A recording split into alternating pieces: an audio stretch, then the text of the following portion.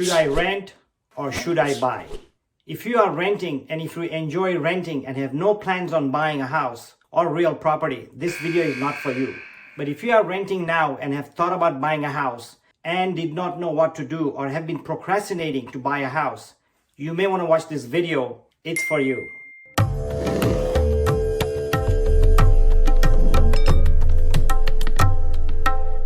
Hi, I'm Mike Patel with First Team Real Estate and Christie's International Real Estate right here in Anaheim Hills, Orange County, California. So I wanted to talk about this topic because yesterday I talked to a young couple. I had talked to them about 3 years ago and they were going to buy. But then circumstances changed, COVID hit, or whatever the reason, they decided not to buy. And here they are going to buy right now. And I talked to them in a nice way, the disadvantages of waiting in general to buy and how much it would cost them by waiting any further. So here's my discussion with them that I had. The first thing I told them is, because you waited 3 years, and when I told them it's not about them in particular, but in general if you're a buyer, by waiting 3 years, and if they were gonna buy a house for $500,000 3 years ago, as you know, the market has gone up 30%, let's say in Orange County. Maybe it's even more, but let's go for 30%. That means the house price they were gonna buy for $500,000 is now $650,000.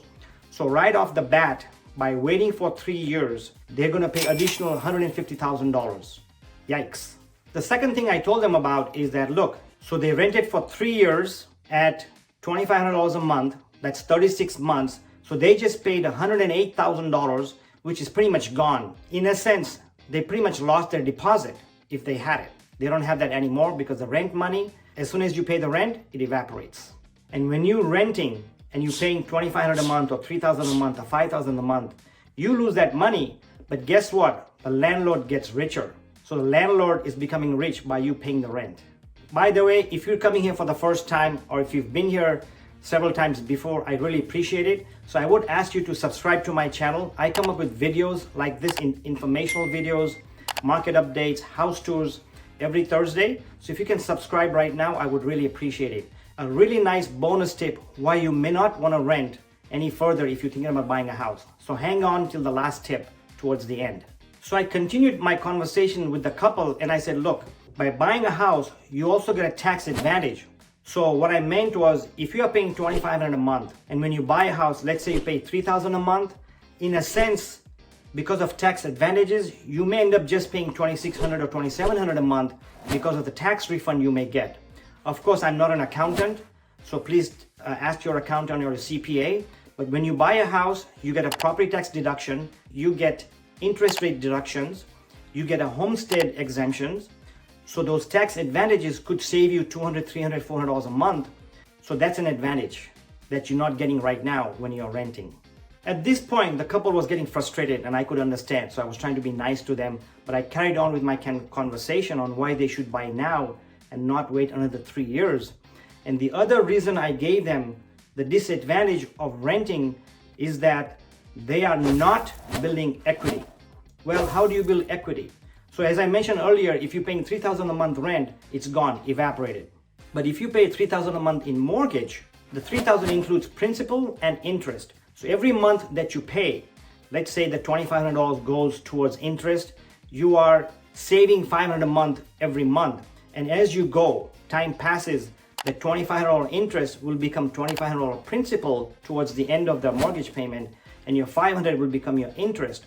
So every month that you pay, you are paying down your loan and building equity in your house. One of the biggest ways or the fastest ways to get rich is by buying real estate and paying it down. The other advantage of buying a house is you get appreciation. Renting, you don't have anything going on.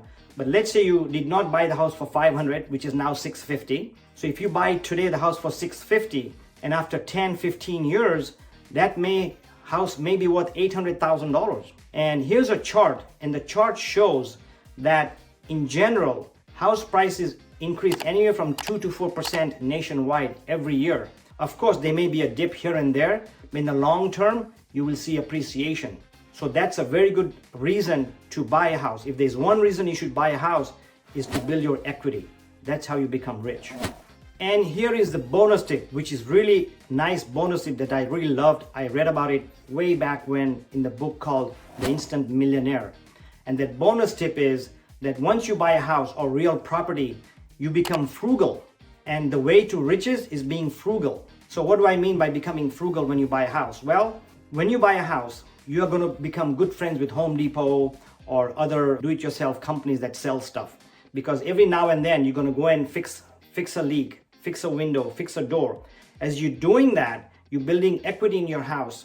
So instead of spending that $20 or $5 on Starbucks or $30 on dinners or $50 on outings, you're going to go to Home Depot and other fix-up shops and buy little things and fix up your house. So you're keeping track of your house, keeping it up. So as the time goes up, you're gaining 2%, 3% per year. So you're building, again, equity and appreciation. And one way to do it is becoming frugal by cutting back on your Starbucks, cutting back on your movies, cutting back on other things. I remember when I bought the house, I was pretty much broke. When something broke, I had to wait for 5 or 6 months because I couldn't afford it.